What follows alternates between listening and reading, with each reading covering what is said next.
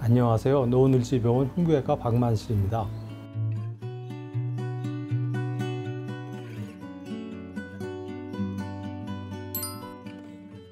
다한증이라는 것은 땀이 많이 나는 것을 말합니다. 크게 봐서 두 가지로 구분할 수가 있는데요. 하나는 특별한 질환이 없이 땀이 많이 나는 1차성 다한증 혹은 원발성 다한증이 있겠고, 하나는 갑상선 기능 항진증과 같이 몸에 이상이 있어서 땀이 많이 나는 2차성 다한증으로 구분해 볼 수 있습니다. 근데 1차성 다한증인 경우는 대부분 이제 가족력이 있고요. 얼굴이나 겨드랑이, 손바닥, 발바닥 같이 국소적으로 땀이 나는 경우가 대부분입니다. 2차성 다한증인 경우는 전신적으로 땀이 난다든지, 오른쪽이나 왼쪽 한쪽에서만 땀이 난다든지, 잠잘 때 땀이 난다든지 의심해 볼 수가 있겠습니다. 2차성 다한증인 경우는 그 땀을 나게 하는 원인 질환을 치료해 주면 되겠습니다. 근데 반면에 이제 1차성 다한증인 경우는 다양한 치료법이 있습니다. 이제 바르는 약도 있고, 먹는 약도 있고, 수돗물과 전기를 이용해서 치료하는 이온 영동 치료법도 있고, 보툴리늄 톡신을 그 땀나는 부위에 주사놔서 치료하기도 하고, 교감신경을 절제해주는 수술을 하기도 합니다. 땀나는 부위에 따라서 그 흉부 교감신경 절제술을 하는 부위가 좀 달라질 수가 있습니다. 일반적으로 비수술적인 치료를 먼저 한번 좀 받아볼 것이 좋겠고요. 그런 비수술적인 치료법들이 만족하지 않는 경우는 수술을 고려해 볼 수 있겠습니다. 근데 이제 비수술적인 치료법도 여러 가지가 있는데, 그 바르는 약 같은 경우 좀 자극이 좀 심합니다. 그래서 얼굴에는 사용할 수가 없겠고, 겨드랑이나 손바닥, 발바닥에 사용할 수가 있겠고요. 이온 영동 치료도 겨드랑이와 손바닥, 발바닥에서 사용할 수 있겠습니다.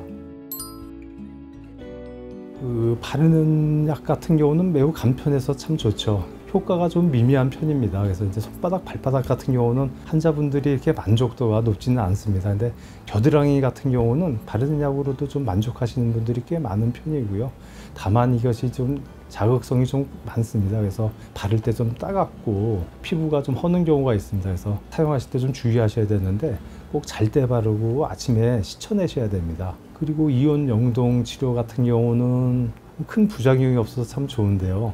그 장비가 있어야 되기 때문에 한 7번 정도 받으면 한 달 정도 평균에서 땀이 안 납니다. 굉장히 시간을 많이 소비하게 되고, 만약 그런 장비가 없다면 병원을 계속 나와야 되는데 그것이 좀 문제라고 할 수가 있겠고요. 또 정기적 자극을 주기 때문에 좀 받을 때 좀 불편한 느낌이 좀 있죠. 복용하는 약물 같은 경우는 엄밀하게 이제 다한증에 사용할 수 있는 그 개발된 약은 없습니다. 하지만 이제 여러 가지 약제들이 우리 몸의 자율신경계에 영향을 미치는데 그런 걸 이용하는 것인데요. 대부분 이제 항콜린제를 사용하게 됩니다.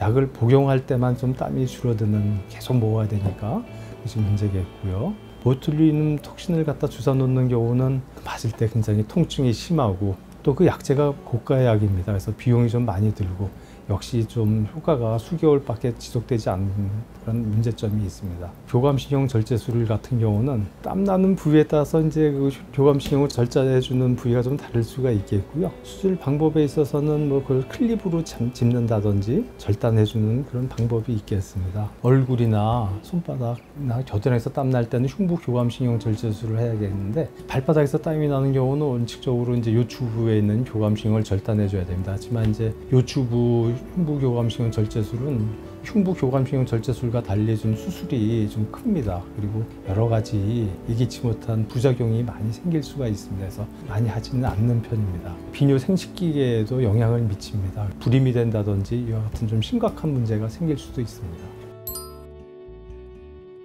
물론 수술을 받게 되면은 그 원하는 부위에서 땀을 안 나게는 할 수는 있겠지만, 시간이 한참 경과된 후에는 몸의 다른 부위에서 땀이 많이 나는 보상성 다한증이 심하게 생길 수가 있습니다. 그래서 일부 사람들은 수술 받은 것을 좀 후회하시는 분들도 있습니다. 이제 원발성 다한증에서 흉부 교감신경 절제술하는 경우 수술 직후에는 모든 분들이 대부분 만족을 하십니다. 다른 부위에서 땀나는 현상도 없고 불편하던 땀이 안 나기 때문에 거의 만족도는 100%에 가까운데요. 대부분 이제 1년 정도 경과하게 되면 다른 부위에서 땀이 많이 나게 됩니다. 그때부터는 점차 이제 불만인 분들도 일부 생겨나게 됩니다. 일부 선생님들이 약물을 사용해서 교감신경을 갖다 일시적으로 좀 차단시켜 가지고 보상성 다한증을 한번 경험해 보고 좋으면은 이제 수술을 권하시는 분이 있는데, 보상성 다한증이라는 것은 수술 직후에는 심하지가 않습니다. 참 시간이 경과한 다음에 심하게 나타나기 때문에 일시적으로 흉부 교감신경을 갖다 약물로 차단해 보고 수술을 결정하는 것은 별 의미가 없다고 생각됩니다. 그리고 이제 수술할 때 클립을 이용해서 신경을 갖다 잡았다가 수술 후에 보상성 다한증으로 불편해서 이제 클립을 제거하면 원래대로 돌아갈 수 있다, 이렇게 설명하기도 하는데, 물론 수술 직후에 클립을 제거하면 원래대로 돌아갈 수가 있습니다. 하지만 아까 말씀드린 대로 보상성 다한증이라는 것은 수술의 시간이 한참 경과한 다음에 심하게 생기기 때문에 수술 직후에 이 클립을 제거하는 경우는 거의 없습니다. 그러니까 뾰족한 방법은 없다고 생각이 됩니다. 항콜린제와 같은 먹는 약을 좀 사용해 볼 수는 있겠는데 근본적인 해결책은 없다고 생각합니다. 보상성 다한증이 이제 전신적으로 많이 나기 때문에 보톡스는 전신적으로 사용할 수는 없겠어요. 그래서 이제 그 항콜린제 경구약을 좀 사용해 볼 수 있겠습니다. 저 같은 경우는 시행해 보진 않았지만 제 개인적인 생각으로는 별 효과가 없을 것으로 생각됩니다. 물론 할 수는 있겠죠. 그렇지만 불필요한 수술이라고 생각됩니다. 수술 전에 신중히 생각해 볼 걸 권하고 있습니다. 나한테는 보상성 다한증이 안 생길 거야, 이렇게 막연히 생각하면 안 되고요. 거의 모든 사람한테 보상성 다한증이 생기기 때문에 수술 전에 신중히 결정을 하셔야 됩니다.